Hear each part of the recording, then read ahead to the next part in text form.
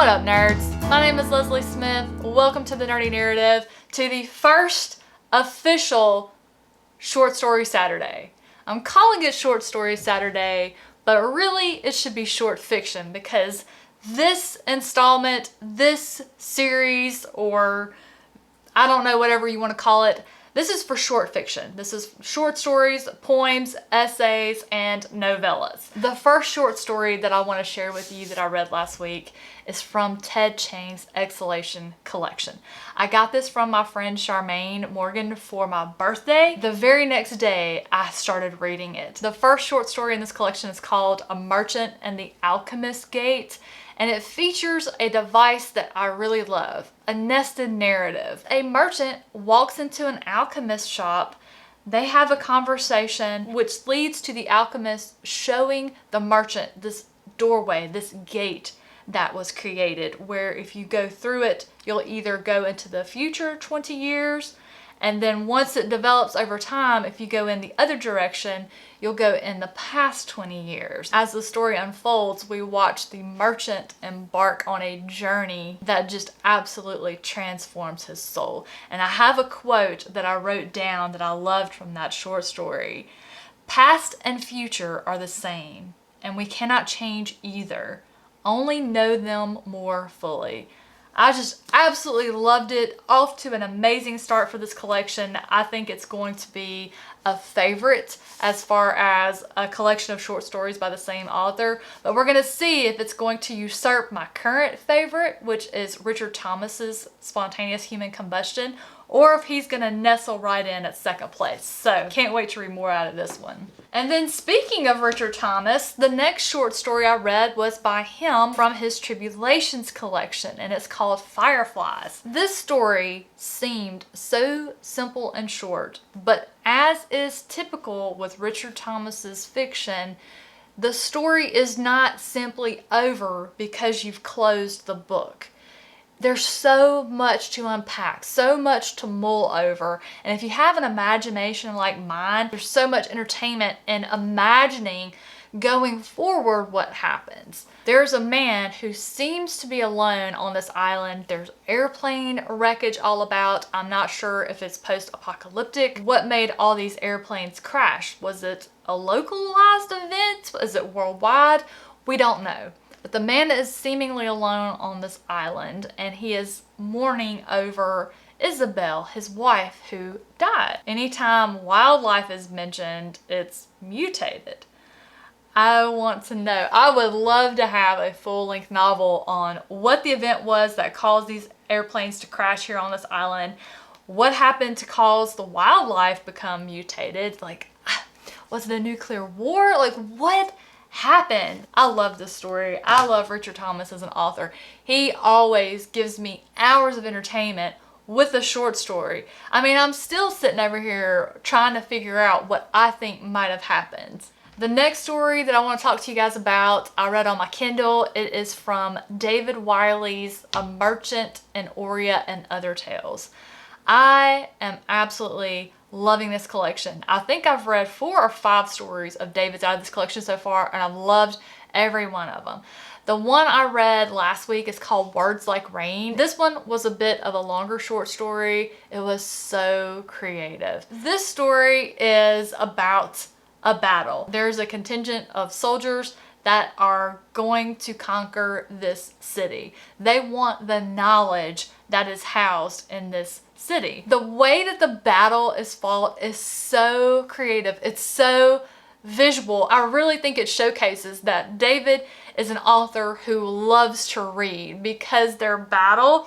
So the inhabitants of this city, the soldiers are fighting, they're called Libro mages. They fight with words, literally.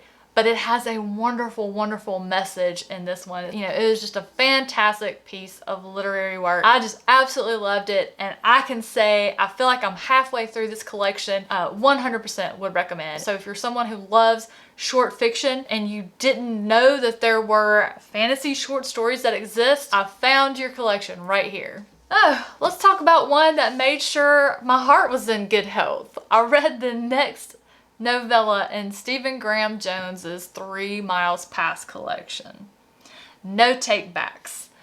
Oh my gosh, this one was something else. And again, Stephen Graham Jones just really does not cease to amaze me with his knowledge. It's clear he either did some amazing research as far as app development and programming, or either he's actually done this in his past. But this piece of short fiction is about two teenage boys. They're next door neighbors, best friends, and one of them's dad's like, what are you gonna do with your lives? They're 17, they're about to be seniors. Like, what are you gonna do with your lives? You need to be thinking about college.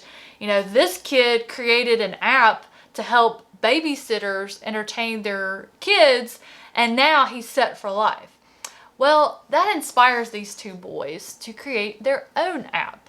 But you know, Stephen Graham Jones can't make it just any ordinary mundane app.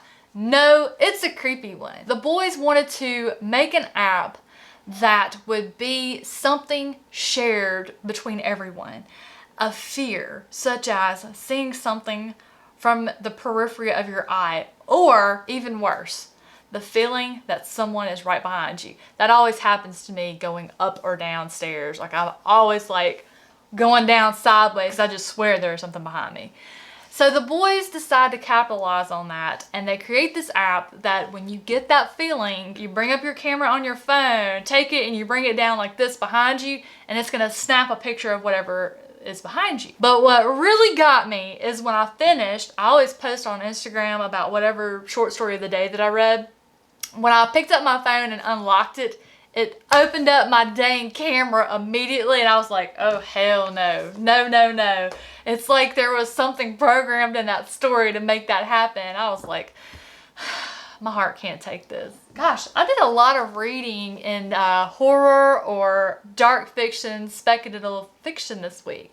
I started Liminal Spaces, which was edited by Kevin Lucia. The first story in this collection is called Written in Water by Robert Ford. I had not ever read Robert Ford before. That's a new author for me. What I really liked that Kevin does in this series is at the beginning of each short story, he's got a blurb here about what else this person has written, perhaps what was the piece that that author had written that made Kevin a fan of theirs. You know, I love when I read an anthology of different authors when the editor includes what else I can find by that author. So Written in Water by Robert Ford, what was that about? For those of you who've been around a while, you guys know I love stories involving twins. The narrator of the story is one of the twins. I figured out very early on what was happening and what was going to happen. Now, usually I don't figure stuff out, so I'm thinking the author meant for that to happen. We were meant to figure out really quickly what was going on, what was happening, what was going to happen. What I think this story was meant to do, the author wrote such a depth of feeling for this narrator. Like, I felt emotionally connected. Like, this was a real person that I was looking inside their soul. And they made an observation that they said to another character that floored me, because I can't tell you that because it is just an utter spoiler. Dang it, I can't tell you. I've been sitting here trying to think of a way to tell you without spoiling it, and there's just no way to not spoil it.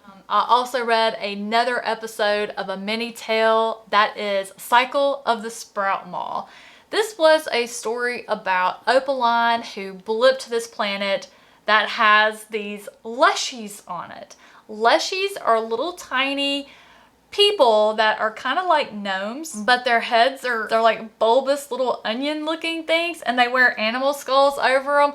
They're really cute. Like, you can look at the artwork here. I think the artist, Elizabeth Begley, did an amazing job bringing them to life, because it's so funny. At one point, they're getting on Opaline's nerves, and he's like, I really want to do something, but they're so cute. I can't.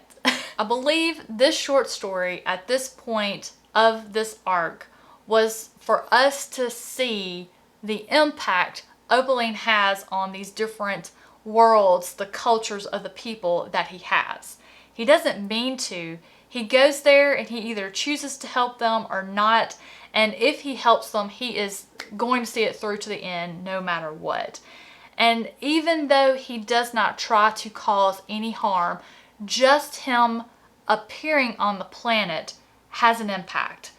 And it seems so small, like this story was such a small, short story, but the impact, this one line delivered it for me.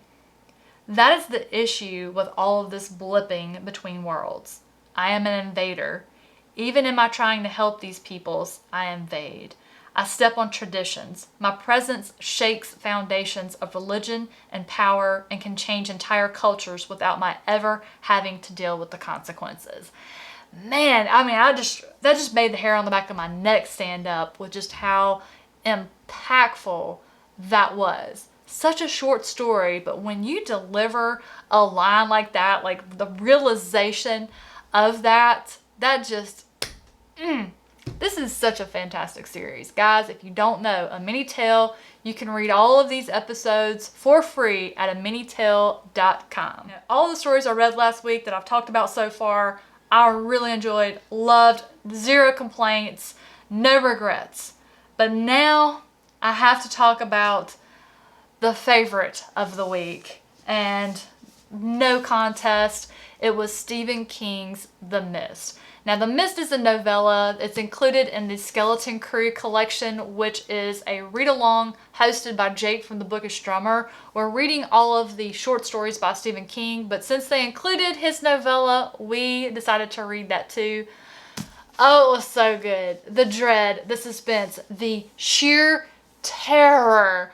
Guys, I am so glad that I read this in the morning because I was hoping I would have enough time throughout the day to hopefully forget some of the scenes that were so vivid in this that I knew would give me nightmares. If you have read The Mist, you know what it is that got me in here. Okay, let's talk about something else because I'm visualizing those scenes. What is this about? So The Mist, well, we are on an island. I think it's an island. It sounded like an island. It was a very beautiful setting, serene. It seemed that it was a place that people went to vacation for the summer. There was a small population that were locals, regulars. They lived there year round. And our main character, David, he and his family were regulars. One day, one beautiful summer day, he notices clouds rolling in and he tells his wife, we're gonna have a storm. One huge storm rolls in, does a lot of damage. Trees are down everywhere, just houses, boat houses demolished. It's a mess. In the aftermath, they start to notice this mist is coming across the water. It's a very thick mist. You cannot see through it. And I mean, it is just a wall. What is this mist? What's caused it? What's in it? Ugh! Ugh! So good, so good. I saw that there is a movie or a TV series. There is some sort of visual adaptation I'm going to have to get my hands on and watch. I hope that some of the things that are in The Mist are not in the physical adaptation. I'm sure it is. I'm sure it is. Ugh.